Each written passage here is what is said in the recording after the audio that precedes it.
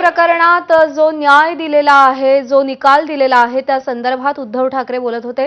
पुढची बातमी पाहूया। देवेंद्र फडणवीस आणि आपल्यामध्ये दुसरेच गोंधळ घालतायत। उद्धव ठाकरे यांनी शिर्डीमध्ये हे अत्यंत सूचक भाष्य केलंय। दुसऱ्यांचा गोंधळ हीच आमच्या दोघांमधली अडचण असल्याचं उद्धव ठाकरे म्हणतात।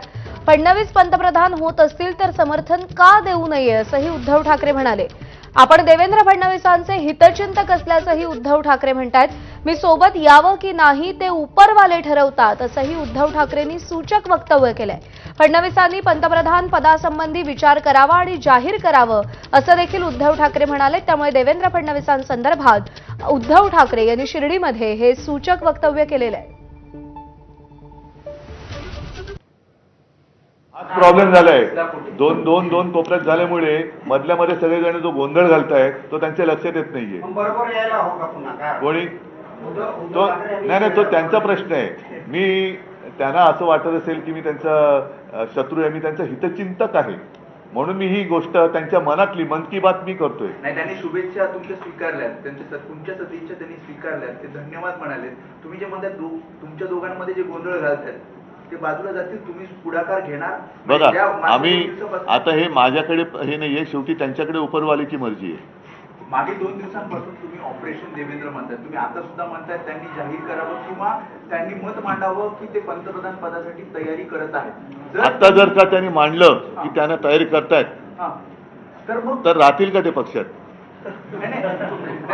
त्याच्यामुळे हाच तर धोका आहे, हाच तर धोका आहे। त्यांनी जाहीर करणं म्हणजे आत्ता जाहीर करणं म्हणजे त्यांनी आत्मघात करणं आहे। 2028 किंवा 29 ते जाहीर करतील, मग त्यावेळेला प्रश्न विचार, त्यावेळेला याचं उत्तर देईन ना मी। पण उद्धव ठाकरे तेव्हा पाठिंबा देतील का? मी 2028 2029ला ते जेव्हा जाहीर करतील तेव्हा मी उत्तर देईन। पण महाराष्ट्राचा माणूस पंतप्रधानपदी जर बसणार असेल तर शिवसेना सोबत का नको राहिला? पण महाराष्ट्राचं म्हणून म्हटलं की गद्दार नाही। कधी कधी आश्चर्य वाटतं की सर्व्हिस फ्लाईटमध्ये ज्यात कोणी बसू शकतं अशा फ्लाईटमध्ये योगायोगाने आम्ही एकत्रित आल्यानंतर जितक्या चर्चा झाल्या त्या चर्चा म्हणजे मला तर असं वाटतं की माफ करा पण कधी कधी वाटतं की आपण राजकीय व्यवस्थेत आहोत का वेड्यांच्या बाजारात आहोत असा प्रश्न पडावा अशा पद्धतीच्या चर्चेत। पण काही हरकत नाही। किती कोटी मला असं वाटतं नाही, ते एका बाजूला बसले होते, मी एका बाजूला बसलो। समजा आम्ही आजूबाजूला असतो तर गप्पा मारले असतात, त्याला काय अडचण आहे? सर, आपण जसं मी देवेंद्र फडणवीसांचं सांगितलं, मग लोक विचारतात तुम्हाला असं कसं वाटतं? देवेंद्र फडणवीस म्हणाले मी पक्षी नाही, माझे पंख कसे छाटणार? अरे हा वाक्प्रचार आहे।